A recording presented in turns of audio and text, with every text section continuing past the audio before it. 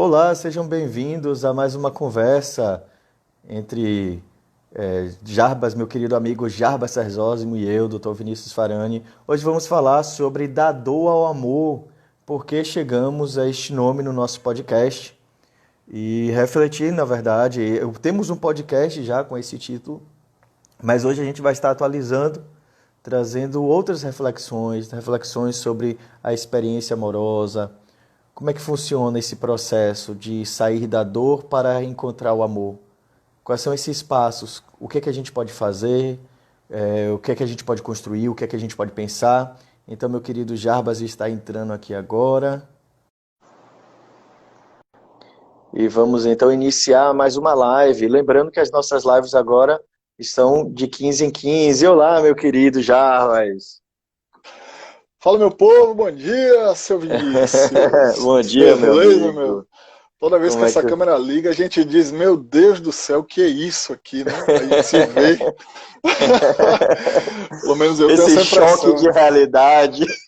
Meu Deus, como é que Larissa escolheu você, velho? Ela te ama muito. As brincadeiras à parte. E aí, meu amigo? Como é que Muito você bom tá, meu irmão? dia. Me conte aí como é que anda Tudo em essas paz. dores e esses amores da vida. Rapaz, eu acho interessante esse nome, né? Quando a gente começou a ventilar a ideia do podcast, a gente teve uma reunião e tal, a gente foi definindo as coisas que a gente queria e tal. E aí eu falei do podcast e você, pô, massa e tal. E a gente levou de dever para casa para pensar o nome do podcast, né? E tinham vários nomes interessantes relacionados a questões existenciais e tal, mas esse nome é fruto de Dr. Vinícius, né? Vini que trouxe esse nome com sua vasta experiência clínica aí, de estudos e tal. E eu achei massa, porque às vezes a gente, quando fala de amor, a gente esquece das dores, né? E aí tem aquela ideia romântica, shakespeariana, né? Do amor perfeito, de que tudo vai dar certo, que vamos ser felizes para sempre. Afinal, fizemos um voto diante de Deus que o casamento seria isso e aquilo. Mas falando de casamento, tem uma partezinha nos votos que diz na alegria e na riqueza, na riqueza, na alegria e na tristeza, na riqueza e na pobreza, todos os dias da minha vida, até que a morte vos separe. E Amém. aí a gente, e aí a gente esquece, né? Na alegria e na riqueza, na riqueza e na pobreza, na alegria e na tristeza. E a gente acha, às vezes, que o casamento, que o relacionamento, ele tem que ser bonitinho. E a gente faz isso muito com a vida, num contexto geral. A gente parece que está tão atento aos amores que quando chegam as dores, a gente, ai, meu trabalho está muito puxado, ai, minha filha acorda muito de noite, ah, minha mulher reclama muito, ah, esse trabalho não sei o quê. E a gente vive na geração do mimimi, né? Não que o mimimi do outro não tenha que ser acolhido, mas a reflexão.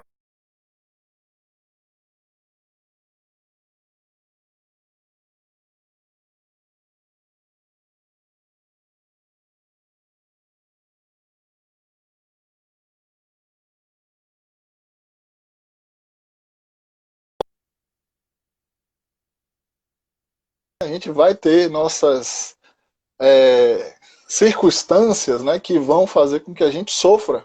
Esse sofrimento é o que vai fazer a gente, às vezes, despertar. Meu amor, Laura tá Isso dormindo, tá aí. tudo bem, fique em paz. Larissa entrou aí só para dar um retorno a ela. Aproveita, já dá recados, Aproveita. recados domésticos. Sim, É, traga o pão, por inc- favor. o leite está faltando. Tipo isso. Inclusive, tem você trazendo a questão, né, da dor. Eu só gostaria de fazer uma correção, que eu não diria que o título foi dado por mim. Eu acho que foi construído, Uhum. né, como você falou, foi o processo de construção mútuo, né? Uhum. A gente foi chegando lá. E Juan está trazendo aqui, bem participativo, inclusive, já vem participando de algumas lives. Ele trouxe aqui, né? Eu estava indo do amor à dor quando conheci o da dor ao amor. Que interessante isso. Muito bom. E isso é muito bom porque fala bem desse processo cíclico, né, de que em certos períodos o relacionamento ele entra nessa jornada da dor ao amor, né, afinal de contas, isso vale a pena então a gente frisar um pouco. É, existem muitas idealizações quando se fala sobre relacionamento. Uma das idealizações é de que todo relacionamento ele começa muito apaixonado e depois ele decai.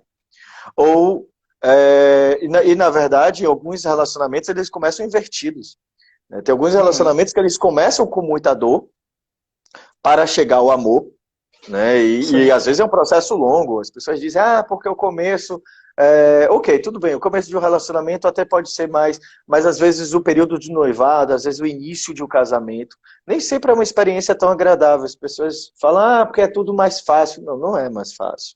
Não é mais fácil, tanto que hoje nós sabemos, alguns dados indicam de que o período das que as pessoas mais se divorciam hoje é o início do casamento, principalmente quando com a chegada do filho, né? Então aí você tem o primeiro ano do filho, o início do casamento, então esse período de adaptação. As pessoas dizem, início é tudo flores. Não, não é. É um período de adaptação, é um período difícil, é um período do qual ainda o casal está encontrando o seu time, é o período do qual o casal ainda está na dúvida em saber se o outro dá conta ou não, quem é que está realmente disposto a encarar esse processo ou não. E o casal, às vezes, mais velho, inclusive, né? Depois de, eu acho que, se eu não me engano, são 10 anos de casamento, vem a outra grande crise, que é o maior pico de divórcio. Ao longo desses períodos, obviamente que tem vários outros divórcios, mas esses são os mais intensos. O que mostra que esse processo cíclico da dor ao amor também chega no processo do amor à dor, que é quando começa a ocorrer o desgaste do relacionamento, quando o casal começa a cansar, né, quando às vezes já não suporta mais aquele comportamento repetitivo do outro, e esses comportamentos repetitivos vão cansando, e aí o relacionamento vai se desgastando, e a gente tem falado muito sobre isso, inclusive em nossas lives, sobre esse desgaste do relacionamento. Se você tiver curiosidade em ver, checa aí as nossas últimas lives no YouTube, ou até no IGTV, hoje em dia fica tudo conectado. Isso. Mas é interessante o casal observar qual é esse movimento que ele está exercendo. Se eles estão indo da dor ao amor, se eles estão indo do amor à dor, né? Em que etapa desse relacionamento eles se encontram. Eu acho que a dor é um convite ao acolhimento, sabe? Quando você fala desses períodos, dessas fases que o relacionamento passa, eu acho que quando um casal ele passa pelas dores e vão passar, né? Eu acho que é a música perfeita para qualquer relacionamento. Eu não vou cantar porque eu canto muito mal, mas só vou recitar. A música é aquela: você já sabe, eu não te prometi um mar de rosas, nem sempre o sol brilha, também há dias que a chuva cai, né? Então, quando o casal ele passa pelos momentos de dor deles, né, do relacionamento, eu acho que é o momento do acolhimento. É o momento que a gente mostra nossas vulnerabilidades. É o momento onde a gente mostra quem somos de verdade. Porque a gente vive, às vezes, muito num relacionamento cheio de máscara, né? Não, eu sou legal, eu sou gente boa, eu aceito o outro, eu me anulo, eu cedo, eu isso, eu aquilo, eu amo. E quando vê essa pessoa, ela tá se esquecendo dela, né? E aí, quando há esse período de crise, né, de dor, eu acho que é o momento onde o casal tem a oportunidade de se acolher, né? De se acolher. O problema, às vezes, é quando os dois estão muito doídos, né? Os dois estão muito doloridos. E aí, nesse processo de dor intensa de ambas as partes, eles tendem a olhar só para as dores de cada um. No caso, eu olho para a minha dor e a pessoa lá olha para a dor dela, né? Só que é aí que eu acho que precisa de uma ajuda profissional, falando de psicoterapia mesmo, né? De casal, de família e tal. Porque quando a gente vai juntando dores e a gente não se acolhe, a gente não acolhe o outro, a gente não entende, a gente vem com aquele sentimento de injustiça. Mais ele, mais ela, mais isso, mais aquilo, né? E perde uma grande oportunidade mesmo de dizer assim, poxa, o que é que está acontecendo com você? Como é que eu posso te ajudar? Como é que isso? Como é que aquilo? Né? Só que essas dores vão ser melhores acolhidas se o casal dialoga.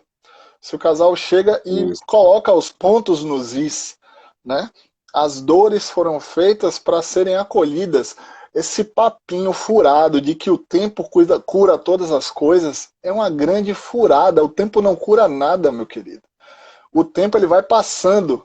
E tem pessoas que se acostumam com suas dores, tem pessoas que simplesmente deixam para lá, colocam a pedra e vão vivendo com aquilo ali. E não é bom, né? O tempo Uhum. não cura nada. O tempo, o acolhimento cura as coisas, o cuidado cura as coisas, né? É uma metáfora muito simples. Pega uma pessoa que quebrou, sei lá, ela teve um acidente, aí machucou e tal, não sei o quê. Ela diz assim, não, vou pro médico não, porque o tempo cura todas as coisas. Né? Deixa quieto, não precisa de curativo, não precisa limpar, não precisa lavar. O tempo vai se encarregar.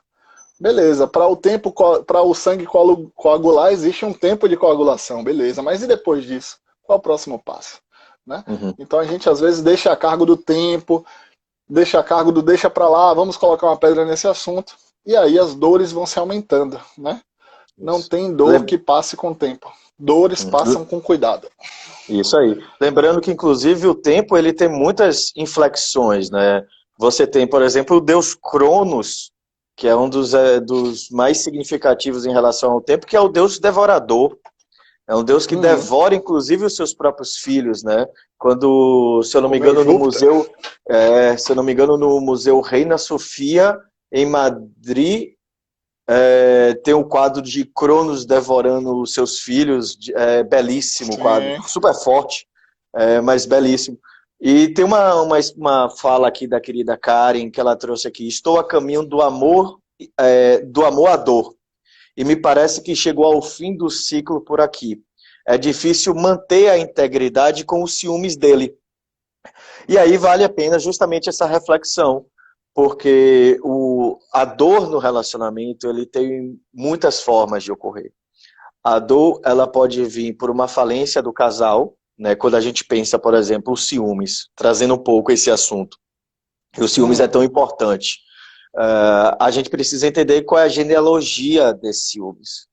Qual é a base desses ciúmes? A base desses ciúmes pode ser a parceira, no caso aqui, como ela traz, né, de que, nossa, eu não sinto segurança na pessoa com que eu estou, eu não sei o que é que está acontecendo, porque a grande questão dos ciúmes é a segurança. E a segurança pode vir concretamente através de um comportamento do outro, mas pode ser também de mim mesmo. Eu também não sou uma pessoa que confio em mim, e se eu não confio em mim, Uhum. eu não vou conseguir confiar no outro. Né? E aí o que é que cabe ao casal fazer? O diálogo, sempre. Jogar as cartas na mesa, em algum momento é importante. O casal tenha coragem de jogar as cartas na mesa. Mas aí vem justamente esse desafio. Estão dispostos a isso? Até onde você suporta a intimidade? Porque uma das maiores dores do relacionamento é a dificuldade em suportar intimidade. Suportar a intimidade não é uma tarefa fácil. Suportar a intimidade implica em ouvir aquilo que eu não gostaria de ouvir, mas que é necessário ouvir. Porque eu preciso entender Uhum. as faltas do outro. Por que o outro está tendo vontades que não são comigo? O que é que a gente precisa adaptar? Como é que anda essa abertura? E para muitas Uhum. pessoas a intimidade assusta. E aí Uhum. prefere viver na superfície. E aí fica nessa eterna troca. Né? Alguns casamentos eles precisam realmente trocar. Tem algumas pessoas que a limitação ela é bastante aguda e ela vai chegar até aquele ponto. E aí o casamento vai até aquele lugar que é aquele local onde ele deu. Ponto. E Uhum. a partir daí a gente toma uma nova decisão. Mas o que a gente também discute é o olhar para essa dor e avaliar, será que a gente consegue, essa é a grande pergunta, será que a gente consegue lidar com essa dor? Será que a gente consegue olhar para essa dor? Ou essa dor é difícil demais, eu sou uma pessoa frágil demais, eu não tenho condições de enfrentar as minhas próprias dificuldades, porque mais do que dificuldade de lidar com o outro, eu tenho a dificuldade de lidar comigo mesmo. Porque se eu escolhi essa pessoa, tem motivos do porquê eu escolhi. Essa jornada precisa Uhum. ser também para dentro de mim. O que é que Sim. acontece?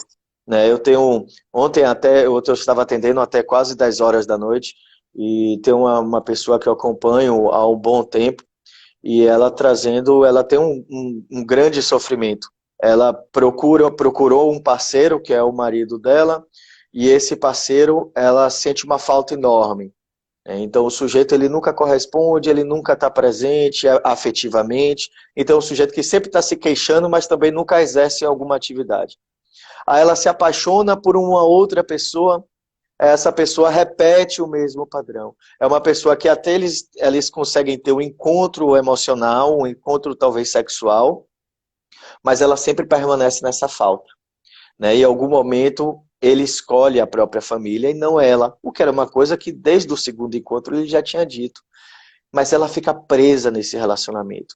O problema é do outro, não apenas porque o outro tem as suas próprias limitações, mas o problema principal é a fantasia que eu crio, as fantasias que eu me aprisiono e as fantasias do qual eu não tenho retorno, que são apenas fantasias, porque não há um feedback. E eu fico então aprisionado nas minhas próprias fantasias. Ou às vezes até há o feedback, mas essa pessoa quer viver tanto aquela coisa que ela criou, né, a projeção, como a psicanálise fala muito bem, Uhum. que ela fica presa naquilo ali. Às vezes eu vejo muito pacientes minhas falando, eu tenho um dedo podre, eu tenho um dedo podre. Velho, você não tem um dedo podre. Você está escolhendo a partir do que você acha, né? Beleza, medimos o outro a partir de nós mesmos, isso é projeção. A gente vai ter uma visão de mundo a partir das nossas experiências, do que a gente viveu, do que a gente sentiu, de como a gente percebe o mundo, percebe os afetos, né? É, eu estava conversando com Lara esses dias e a gente estava falando sobre memória. Aí ela falou uma coisa legal, ela falou assim, poxa, uma das memórias que eu tenho muito marcantes na minha infância é uma vez que meu pai levou café da manhã para minha mãe, eu achei aquilo muito massa. Ou seja, aquilo ali ficou na memória dela. E naturalmente ela, de alguma forma, buscou um homem, cá estou, né, fazendo agora minha propaganda, que, mas eu sou comprometido, muito bem casado, então, por favor, propaganda, né, limitada.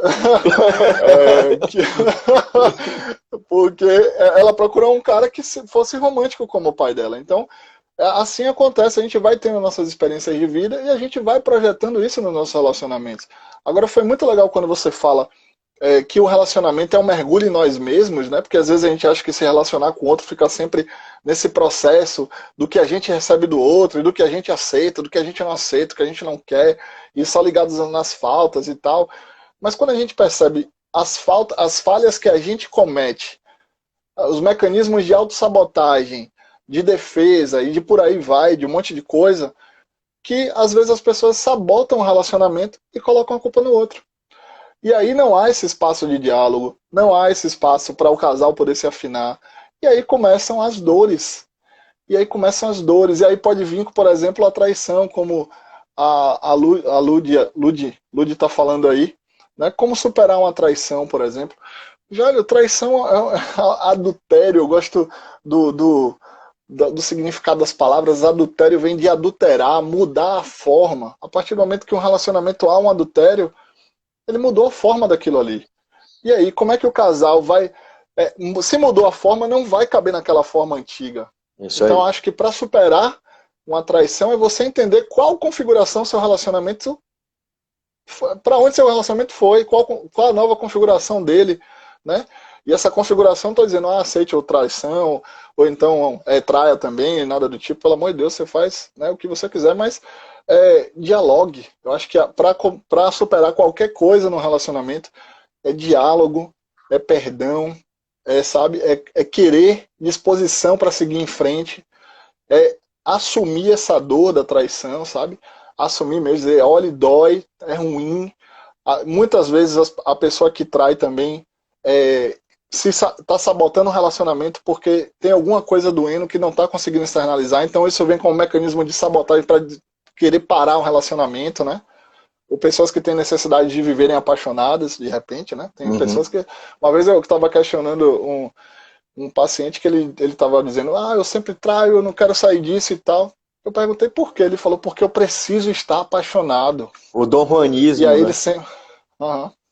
Pode falar, Vini. Não, é o conceito do Dom Juanismo, né? O sujeito que ele só Isso. consegue viver, que é uma alimentação narcísica, eu não vou te incomodar muito, é uma alimentação narcísica, né? Ele precisa se sentir desejado o tempo todo, mas tem muita dificuldade de entrar e manter um relacionamento em profundidade.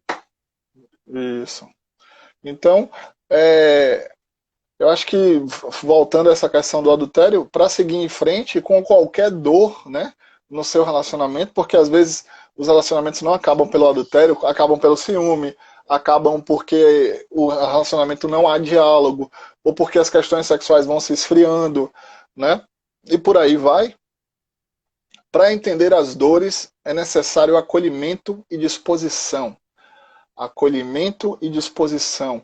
Primeiro, disposição para você acolher e ser acolhido, para dialogar. Não juntem assuntos, não cheguem com aquele bolo de coisa, vão dialogando sempre, sabe? É a mesma, eu gosto de usar referências assim meio estranhas, né, para falar sobre diálogo. Eu falo assim, vem cá, quando você tem louça na sua pia, você vai acumulando, acumulando, até que chega um momento que não tem mais prato, não tem mais garfo, não tem mais copo limpo, não tem mais nada, e você vai ter que lavar aquilo ali. Agora, se você fosse lavando aos poucos, não seria menos trabalhoso do que você lavar toda aquela louça que está ali? Aí, por óbvio, né? Se você não tem uma máquina de lavar, por exemplo. Né? A máquina de lavar funciona, é o psicólogo, né? Eu fico brincando para com meus Tava pacientes pensando assim, tá na nisso. hora de lavar a roupa suja, na máquina de lavar, eu bato assim no peito, brincando com ele. Máquina de lavar grande retado. Então, vamos lá. Mas se não tem uma máquina de lavar, se vocês juntam coisas, né?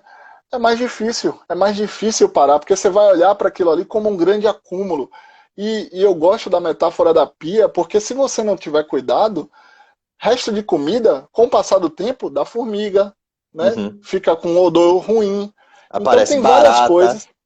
Barata. Então, coisas que às vezes aparecem e você, poxa, mas eu não eu deixei só isso aqui de ontem para hoje. Às vezes é o tempo necessário para a coisa virar algo muito pior. Isso aí. Então, o diálogo é fundamental para vocês afinarem aí, para qualquer um afinar seu Uhum. relacionamento. E você traz sempre tantos pontos importantes, né? Aproveitando aqui a fala da Paty, ela diz aqui: conheço alguns casais que têm se separado, pois dizem que o amor se transformou em amor de amigo e não mais de homem e mulher, principalmente por parte das mulheres. A gente já teve uma live que a gente comentou sobre isso, inclusive, que há um Sim. movimento, né, que é o movimento das filhas das feministas, né, digamos assim, o que não tem nada de errado no movimento feminista, há sempre um Sim. aspecto muito importante e válido, mas existe uma compensação que é típica de qualquer processo histórico, do qual hoje a gente, da mesma forma que a gente não treinou os homens para estar no relacionamento, para cuidar da casa, a gente também hoje não tem treinado as mulheres para o compromisso com o outro. E principalmente esse discurso de que não, o homem é o lugar do poder, então você vai ter que quebrar esse poder, então você não pode dar para ele, né? E esse dar funciona de tantas formas, né? O dar Uhum. afeto, o dar o compromisso, o dar, inclusive, o próprio corpo dentro de um processo sexual, e dar, não estou Uhum. dizendo de dar de uma forma apenas para o outro, mas de se entregar, né? Então Sim, entrega. há uma compensação no nosso período contemporâneo, e sim, tenho ouvido muitos relatos, inclusive muitos homens têm vindo na terapia, e inclusive porque já se divorciaram ou estão no processo de divórcio, justamente porque a mulher, assim como muitos homens, né, criados dentro de patriarcado, mantinham esse comportamento de se afastar, né? E hoje as mulheres Uhum. reproduzem muitas vezes esse comportamento de tornar o relacionamento uma amizade, o que é muito bom. É muito bom você ser amigo do seu parceiro, você ter gostos similares, você poder curtir música, você poder fazer certas coisas, você ter certas sintonias, mas é fundamental que o casal entenda de que casamento é muita coisa. Casamento é muita coisa.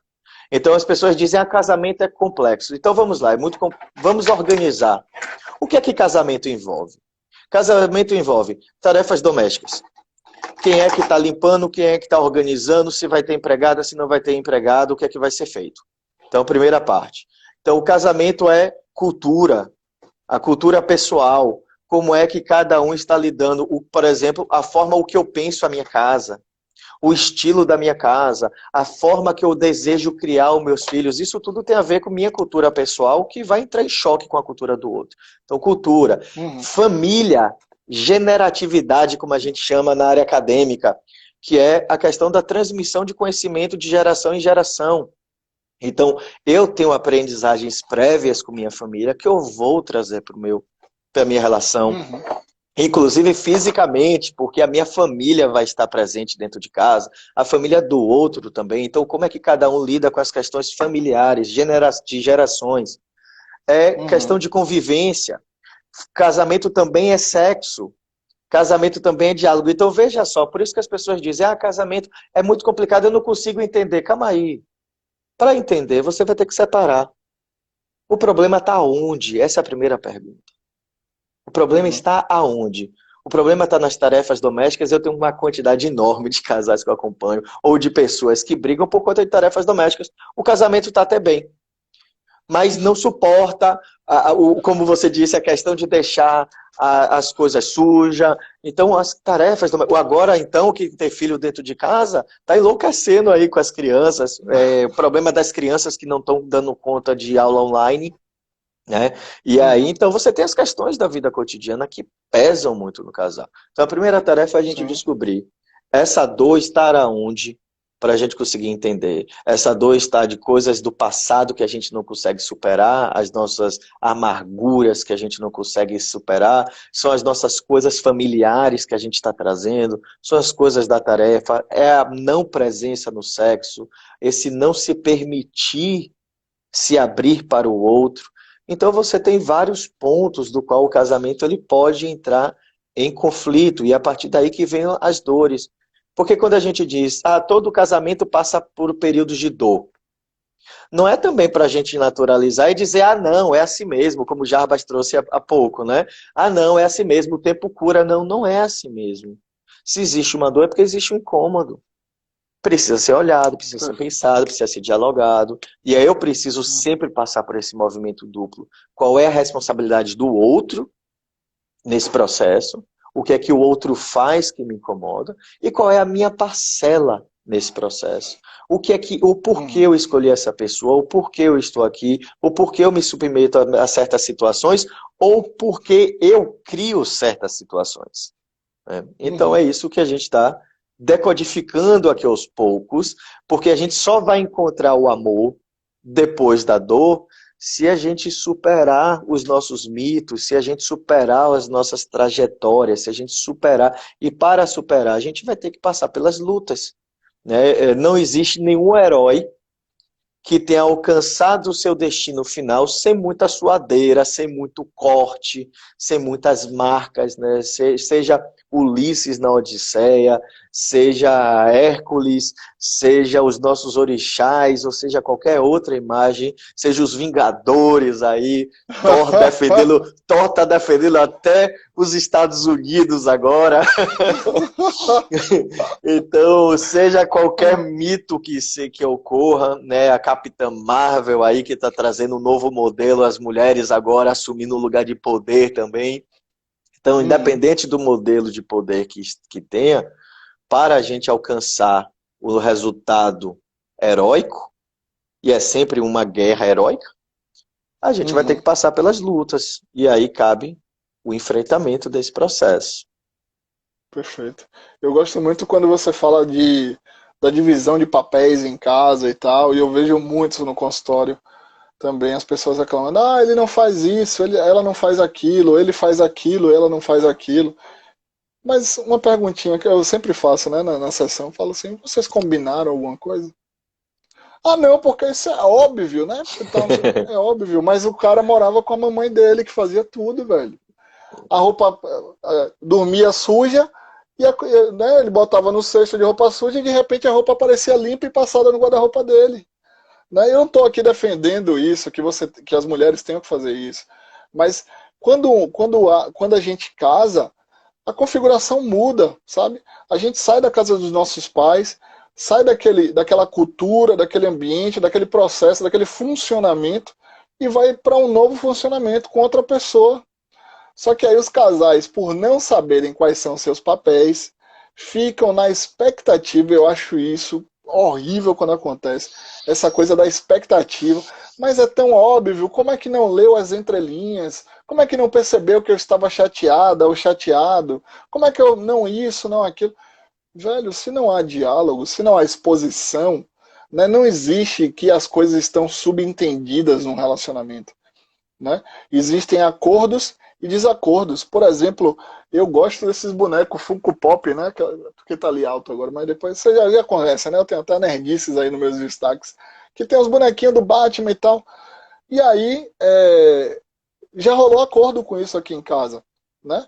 Qual é o acordo? Larissa acha uma besteira eu gastar dinheiro com aquilo. Mas para mim é importante, é uma coisa que eu gosto de colecionar. O que é que a gente conseguiu fazer? A gente fez, a gente vai estabelecer um valor por mês para você comprar suas coisas. Eu disse, beleza, um valor por mês também para você comprar sua maquiagem, para você comprar as coisas que você quiser. E aí parou a briga. Por quê? Porque foi acordado. Sabe? Quando a gente casou, os papéis foram. A gente não teve. Chegou aqui e falou assim: olha, temos uma casa agora, temos um ambiente que precisamos. A gente foi simplesmente se adequando, isso foi muito natural. Mas tem casais que não vão ser. Que esse processo não vai ser natural. Tem casais que vai ser que vai ter que parar e dialogar. Por exemplo, aqui em casa eu gosto de cozinhar, eu gosto de olhar o armário para ver, eu gosto de fazer compras. Eu sou o cara que eu gosto disso. Porque eu Tamo vi minha junto. mãe sempre fazendo. Eu vi minha mãe fazendo isso. Minha mãe me levava para o mercado, então eu cresci vendo o preço, o melhor produto, isso, não sei o quê. Larissa não. Larissa teve outra perspectiva na criação dela. E por que eu não posso fazer isso? Ah, porque eu sou machista, porque eu sou homem, porque não pode, porque o homem não ficar pilotando fogão, lavando prato. Não, velho, Larissa administra muito bem, por exemplo, os nossos recursos financeiros. Larissa estuda investimento, Larissa investe na bolsa. E eu não sei nem para que lado vai direito esse negócio. Eu sei assim por alto. Mas ela é que cuida de todo o dinheiro, velho. Então, se a gente fica nessa ideia fechada que o casal tem que fazer, não, porque é assim, é assado, não sei o quê. Primeiro, você vai se frustrar. E segundo, você vai começar a querer fazer pelo outro e vai tirar a autonomia desse outro, dessa Uhum. pessoa. E aí sim vai gerar um desgaste lá na frente que vai dizer assim, poxa, essa pessoa me sufocou, essa pessoa não deixou eu fazer nada, essa pessoa também não deixou eu crescer, não deixou eu fazer, não deixou não sei o quê. Aí o outro vai dizer, eu não deixei? Como assim eu não deixei? Você que não fazia, você que é preguiçoso, que é Você preguiçosa, que você não que é quis. acomodado. É você que não quis, você não via lá as coisas. Mas esse cara não via mesmo, porque ele botava a roupa suja dele lá, ou largava embolada no banheiro, e mamãe pegava, botava no cesto, botava para lavar, e a roupa dele aparecia lavada, bonitinha no armário dele. Então, a gente tem que se ligar nesse movimento que é a vida, das mudanças que a vida vão nos trazer, para a gente poder entrar nos nossos processos de mudança. Isso A tem um, pandemia está sendo esse convite, né, a uhum, essa mudança toda. Então, sim. é isso. Fala aí, Vini. Tem um seriado que eu fui com, eu, na verdade, a doutora Thalita, que eu vou estar fazendo até uma live amanhã à noite com ela sobre esse tema, que ela que me apresentou, chamada Nada Ortodoxo. Não sei se você já assistiu, meu querido. Ainda não. É Vou dar uma olhada. interessantíssimo, interessantíssimo o seriado. E eu gostaria de trazer, amanhã o foco do debate será a questão da sexualidade, mas hoje o foco que eu trago é a questão da cultura familiar. E o documentário, o seriado, porque parece quase como um documentário, aí geladinho aqui, está dizendo que já assistiu, e o documentário, de novo, ato falho, ó. O seriado ele é muito interessante porque ele mostra o impacto da tradição e da família no casamento. Então é isso que de alguma forma Jarbas está trazendo, né, quando ele traz essa questão de que o sujeito ele foi acostumado até as roupas, a dormir, acordava e já estava lá tudo arrumadinho. Então, apesar de estarmos falando de algumas coisas que parecem ser até um pouco mais extremadas, apesar de que essa questão da roupa é bem, bem cotidiano, é uma forma da gente observar como a gente reproduz esses papéis, como é que a gente reproduz os modelos, incluindo os modelos sexuais incluindo os modelos sexuais. Né? Aquela coisa de, eu nunca vi meus pais se beijando. Então, quando eu caso, muitas vezes eu sigo esse modelo. Eu falo, não, toque não é uma coisa muito comum na minha família. Aí você se casa com uma pessoa que é extremamente afetuosa, que quer tocar, e aí começam as desavenças. Poxa, eu tentei tocar ele, ele me rejeitou. Aí começam todas as fantasias. Será que não gosta Sim. mais de mim? Será que perdeu o tesão? E aí eu fico guardado com aquilo. Puxa, aí o que é que eu faço? Então eu não vou mais tocar. Só que eu sou uma pessoa afetiva. E eu quero tocar. E aí vai guardando o que era para ser algo de uma demonstração de afeto, vai se tornando rancor, vai se tornando dúvida. Às vezes não é nem só rancor, mas vai se tornando dúvida, insegurança, puxa, não vou tocar mais. E o outro lado, que até achava legal, mas que reagiu porque estava acostumado a reagir, ou então que é normal, porque algumas pessoas aparecem no sexo ou na intimidade de vez em quando. Você tem pessoas que são extremamente afetuosas, então são pessoas que gostam de tocar, gostam de abraçar, gostam de beijar, pessoas carinhosas, e elas precisam desse contato o tempo todo. E por outro lado, você tem pessoas que elas só aparecem de vez em quando. Então, de vez em quando eu quero tocar, de vez em quando eu quero ter uma relação. Por quê? Porque Uhum. muitas vezes são os modelos que eu tive dentro da minha casa. Poxa, meus pais não se tocavam, minha mãe não se tocava. Meu pai foi uma pessoa muito rude. Quantos pacientes a gente não atende assim, Jarbas? Ah, meu pai era uma Uhum. pessoa muito rude e minha mãe era uma pessoa muito passiva. Aí quando você vê, os sujeitos estão carregando esse mesmo modelo. Poxa, eu admirava tanto meu pai, mas aquele pai que eu admirava também era um sujeito rude. Ah, então se eu Uhum. admirava ele, então eu vou ter que ser rude também. E eu Uhum. repito padrões que são padrões, às vezes, que nem se encaixam no meu perfil.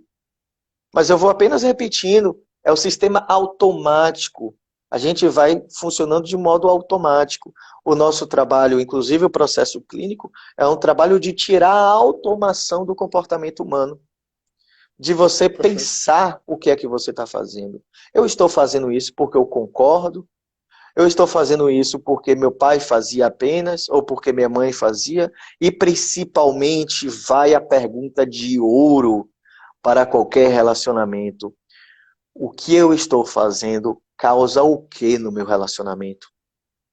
Causou o que no relacionamento dos meus pais? Porque a gente segue modelos arcaicos que são modelos falidos. Hoje eu acompanho um casal que segue exatamente isso. Eu pergunto para eles, né? Ela se parece muito com a mãe, ele se parece muito com o pai. E aí eu pergunto, mas como era o casamento dos dois? Né? Como é que eram os casamentos?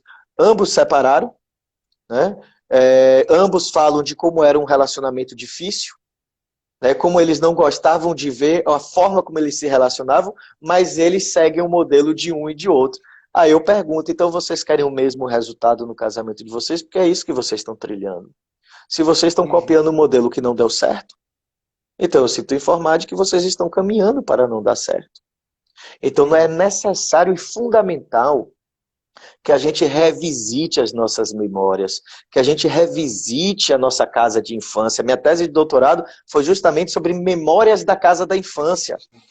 Então é extremamente importante para que eu revisite aquela casa da infância, para avaliar o que é que eu estou repetindo inconscientemente no meu padrão contemporâneo. Freud foi brilhante quando Freud trouxe isso.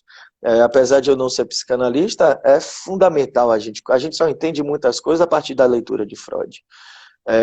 E é fundamental, ele é atualizadíssimo. Mais de 120 anos depois, Freud continua atual, porque o funcionamento da psique continua o mesmo. Continuamos repetindo como nossos pais. Tem até um livro de Inácio chamado Por que cometemos os mesmos erros? Que é um psicanalista que fala justamente sobre Sim, essa questão da repetição, né? De tudo aquilo que aconteceu fica ali guardado como um conteúdo inconsciente, e por ter guardado como conteúdo inconsciente, ou seja, nunca foi acessado, está lá bem guardadinho e tal, a gente faz as mesmas escolhas de coisas que nos machucaram, de coisas que não acolhemos, com essa ideia de que o tempo cura todas as coisas, né? E aí, quando não se olha para isso, vira um conteúdo inconsciente e lá na frente vira uma tragédia, né? Porque isso não foi acolhido. Relacionamentos que estão fadados ao fracasso, porque as pessoas não se visitaram, não se acolheram, não se entenderam. E aí sim, né? Quando você traz essa pergunta que é genial, né? Qual é a minha responsabilidade no meu relacionamento? O que é que eu estou fazendo no meu relacionamento? O que é que eu estou quem sou eu nisso aqui, né? Então, eu acho que essa pergunta tem que ser feita diariamente, né? O que é que eu estou fazendo? Como eu estou? Né? Não é para você entrar num processo de autoanálise profunda e sentar no vaso sanitário em vez de ficar olhando lá o celular, você ficar pensando sobre suas responsabilidades. Né? Não é nada disso. Mas é para você dizer assim, velho, quais são as minhas atitudes diante da minha vida, do meu trabalho, do meu relacionamento, da criação da minha filha, da minha alimentação, do meu compromisso com o meu corpo, com a minha mente, sabe? É muita coisa para você revisitar. E tem gente que não dá conta disso sozinho, vai procurar ajuda profissional, procura um psicólogo, não tem problema nenhum você não dar conta. Porque às vezes tem tanta coisa reprimida e guardada, que quando a gente começa a fazer essas perguntas, aí as pessoas falam assim, pô, Jarvis, eu tenho tanta dificuldade de me reconhecer. Eu disse, você não tem dificuldade de se reconhecer. Você tem dificuldade de entrar em contato com coisas que estão muito guardadas aí. Que você foi criando um mecanismo de defesa e que você foi se tornando agressivo no seu relacionamento. E não é só um relacionamento afetivo, é um relacionamento de trabalho, é um relacionamento com os filhos, é um relacionamento familiar, é um relacionamento afetivo também. Que você foi se encouraçando e aí quando vê, se tornou essa pessoa já adoecida porque não foi acolhida, porque não foi escutada, porque não achou que isso é besteira, deixa pra lá e tal. E aí comete os mesmos erros e traz isso para seu relacionamento e traz isso para sua vida. Então, é um Isso. processo, se olhar é sempre um processo difícil, não é fácil, não. Então, Por isso, inclusive, que a é, gente se casa, né? uhum, Quer concluir? Desculpe, eu te perfeito. interrompi.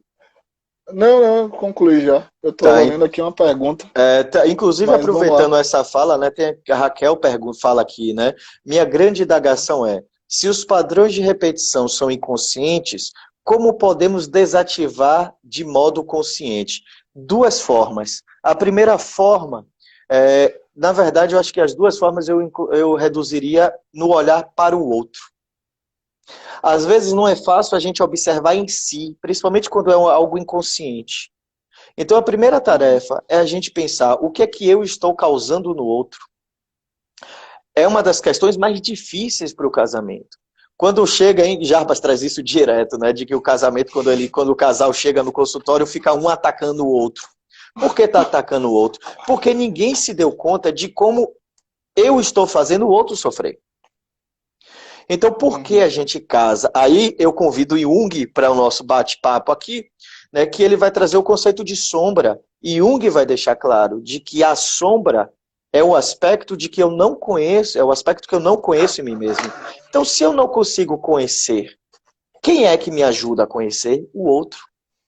Então, imagine que existe um ponto nas nossas costas, aqui atrás, ó, tem uma sombra aqui atrás que eu não estou vendo. E como é que eu vou descobrir se eu não consigo ver? Alguém vira para mim e Uhum. fala. Alguém vira para mim, aponta, fala, de um modo bem baiano, né? Ô cabeça, você tem uma sombra aí atrás. Ô seu Zé, você tem uma sombra aí atrás. Aí eu penso, será que eu tenho? Aí eu digo, não, isso é seu. Mas aí fica na minha cabeça. Aí eu falo, rapaz, deixa eu dar uma olhadinha aqui, ó. Aí eu vejo ela de canto. Aí eu começo a enxergar. Então, como é que o casal pode fazer com que ajude? Como é que a gente pode descobrir a nós mesmos? Uma das formas é se autoanalisando e é pensando o que é que eu causo no outro e o que é que eu causo em mim mesmo. Mas a outra forma é escutando, prestando atenção no que é que o outro está me dizendo. Porque o outro consegue enxergar uma parcela de mim que eu não tenho como enxergar. Eu nunca vou conseguir enxergar minha nuca. Eu só consigo enxergar minha nuca se eu utilizar o espelho ou se eu escutar o outro. E todos esses objetos são fora de mim. Olha que coisa É interessante. verdade. Olha que metáfora interessante. Todas essas coisas estão fora de mim. Então não é apenas dentro de mim que eu vou encontrar, mas é escutando o outro. Ao escutar o outro, eu vou encontrar dentro de mim as coisas. Por isso que nós casamos. Então, quando o casal ele entra no processo de muita resistência, a gente tem muito pouco o que fazer.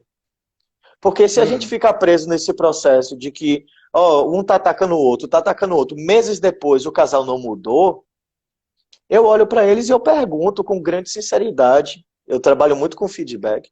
Eu olho para eles e pergunto: Vocês estão querendo levar o casamento de vocês para onde? O que eu estou afirmando para vocês é que o caminho que vocês estão trilhando é a separação. Vocês querem se separar? Se vocês quiserem, eu mudo para o padrão do nosso atendimento e a gente começa a trabalhar a separação de vocês. Agora, se vocês quiserem se transformar, vocês vão ter que quebrar o narcisismo de vocês, para vocês escutarem o que é que vocês estão, como vocês estão afetando o outro. Aí é o momento que o casal para e olha com sinceridade. Aí é o momento que eles olham e falam, não, a gente ainda quer tentar. Falei, se vocês querem tentar, então vocês vão ter que romper o narcisismo de vocês. Vocês vão ter que pensar como vocês afetam o outro. Vai lá, meu querido. Muito bom. Uma vez um casal chegou e aí um apontando o dedo pro outro, por que ele, por que ela, por que ele, por que ela, parecia um jogo de tênis, né? A bolinha ali, pá, pá, um botando o outro no esparro ali, para quem deixava mais o outro constrangido na frente do psicólogo, né? E aí eu percebi isso e disse, vem cá, vocês estão aqui para separar ou vocês estão aqui para cuidar do relacionamento de vocês? Aí os dois tomaram um susto assim. Não, a gente veio para terapia porque a gente acredita. Eu disse, ah, tá. Porque não parecia, né? O discurso. Aí eu faço uma de João sem braço. Né? Ótimo. Não parecia, não. Vocês estavam aqui, né, para isso. Eu pensei que vocês né, estavam aqui na frente de um advogado. Só faltou vocês falarem do que ia ficar. Quem ia ficar com o filho e tal. Litígio. Quem ia ficar com o apartamento, a parte litigiosa e tal, aí eu fui irônico, né, brincando, eles dois deram risada, descontraíram ali. Aí eu disse, não, é porque a gente está muito machucado e a gente não consegue. Eu disse, que bom que vocês perceberam isso, que vocês estão machucados, né?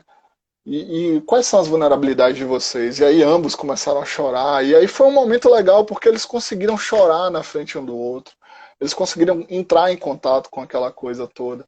Porque a priori estava só dedos apontados, né? E aquela frase de Jung, eu botei até aqui para procurar, né? Tudo que nos irrita no outro pode nos levar a uma melhor compreensão de nós mesmos. Essa Isso frase é muito junguiana. Nossa, velho, a gente simplesmente fica irritado com o outro, mas ainda apontando o dedo para o outro, né? Não porque ele, porque ela e tal, e a gente falta esse mergulho em nós mesmos, né? Dizer assim, peraí, qual parte, qual a minha responsabilidade nessa irritação também? O que é que eu faço? O que é que acontece? Por que isso está me irritando tanto? Né? E quando a gente traz isso aqui nessa conversa e na psicoterapia, não é você simplesmente isentar o outro da responsabilidade dele. Né? Porque às vezes a gente entra nessa onda do mergulho profundo em nós mesmos, né? E às vezes a psicanálise tem um pouquinho de culpa nisso, né? Aquele processo demorado de autoanálise. Tem um livro perfeito chamado 100 anos... em si mesmo, né? Isso. Quase uma frase de Dilma, né? Me engasguei comigo mesmo, né? Acho perfeita essa frase dela. Mas eu me engasguei comigo mesmo. A gente volta... Desculpe, eu te interrompi, você ia falar de um livro quando eu te interrompi, desculpe. Isso, o nome do livro é 100 anos de psicoterapia. E esse livro ele faz uma crítica à psicanálise no intuito de dizer assim, velho, a psicanálise levou tanto as pessoas para um processo egocêntrico de entender sua criança interior, que fez com que muita gente distorcesse o processo analítico, né, de busca de autoconhecimento, para dizer assim, não, eu, e ficou presa ali no eu, e perdeu a relação com o outro. Isso. Acolheu tanto essa criança que botou esse menino para ser criado num playground emocional, em vez de botar ele para correr na rua, né? A gente estava outro dia conversando lá no consultório das nossas infâncias e Vini falando, porque eu estudei no ISBA e eu andava ali tudo, na Barra, em Ondina, pá, não sei o que. Eu disse, pô, que massa, velho. Eu também, eu cresci na Pituba, né? Mas estudei no Rio Vermelho e eu cresci naquele meio do Rio Vermelho ali, né? Saindo no intervalo da escola para ouvir música numa lojinha chamada Na Mosca, né? E aí eu conversava com... que clássico! Você já foi lá comprar disco? Já. Lá, né? Uma lojinha de CD alternativo, que tinha um cara lá super gente boldão, que falava de música, e me apresentou jazz, e me apresentou muita coisa da minha influência musical. Ou seja, como é que a gente vai se relacionar se a gente só olha para dentro? Uhum. Né? Tem que É um ser de dentro convite para para fora, de fora. fora para dentro. Né? O casamento é um convite para fora, mas é um convite para dentro. Mas essa parte para dentro é responsabilidade nossa, não é do outro. Né? Essa parte de dentro é a responsabilidade do que é, como a gente olha, como a gente se acolhe, como a gente se interpreta. Então, é entender essa dança, né? Porque não existe dança sem par, né? Pelo menos existe algumas, né? Mas tudo bem. Mas o casamento é uma dança com par, é um forró. Né? Eu aproveitando São João. Não dá para dançar forró sozinho, meu amigo. É melhor juntinho. Né? Então, casamento é isso aí, é essa dança. Mas às vezes o outro não sabe dançar muito bem, e aí você pode conduzir essa dança. Você pode também deixar ali o outro dizer: poxa, eu não sei dançar, sou vulnerável, não consigo, o passo para mim é difícil. Peraí, vamos dois para lá, dois para cá, mas o importante é estar juntinho. Né? Vamos procurar uma aula de dança, que é a É, psicoterapia, isso né? aí. Para melhorar esse passo e esse compasso. Então é isso aí, eu acho É que isso. esse olhar para essa dor é entender as vulnerabilidades do outro, É isso. entender a nossa, entender como a gente dança, como a Como é que a gente gente vai, afeta o como a gente outro, né? vem. Isso. Isso, Maravilha. Para é a isso gente aí. fechando, trazendo até a Raquel aqui novamente, ela tem uma fala que ela diz: é angustiante perceber que essa repetição é tão inconsciente que quando nos damos conta, já fizemos. Tá? Então, é o conceito básico da projeção. Toda vez que a gente se dá conta da projeção, é porque ela já está voltando. Porque enquanto a projeção está lá, eu não estou vendo. E aí vai a dica, pelo menos a minha dica final, agora no nosso encerramento da nossa live, é a ideia de que casamento é uma experiência para o futuro. Casamento não é uma experiência apenas no aqui e agora. Eu tenho que construir o futuro com as minhas atitudes do presente. Mas quando eu digo que casamento é uma atitude no futuro, porque às vezes o meu relacionamento não está bem hoje, mas daqui a 2, 3 ou 4 anos ele vai estar melhor. Então, quando eu digo uma experiência para o futuro, porque às vezes demora o processo de construção. Porque não é um processo de construção apenas do relacionamento. É um processo de construção meu. É um processo de lidar com os meus traumas, lidar com os meus complexos, lidar com as minhas memórias, lidar com os meus condicionamentos. Então, isso exige tempo para que eu mude. Isso vai exigir tempo para que o outro mude. E neste processo de construção, a gente tem a possibilidade de ir se conhecendo. Então, é fundamental que o casal fale de suas memórias. É fundamental que o casal conte as coisas do que ocorreu. Né? Eu fiz uma postagem ontem à noite sobre o documentário Menino 23, um documentário super forte, vai falar sobre a questão do nazismo no Brasil, racismo e várias outras questões, e tem um momento que ele entrevista um sujeito no documentário, não tem isso no trecho que eu coloquei, e a esposa do sujeito, dessa pessoa, ficou casada com ele durante, se eu não me engano, acho que foram por volta de 50 anos que eles ficaram casados, e ela não sabia o que tinha acontecido na infância do sujeito. Ela não sabia o que tinha se passado com o sujeito. Falar, é porque ele é muito calado.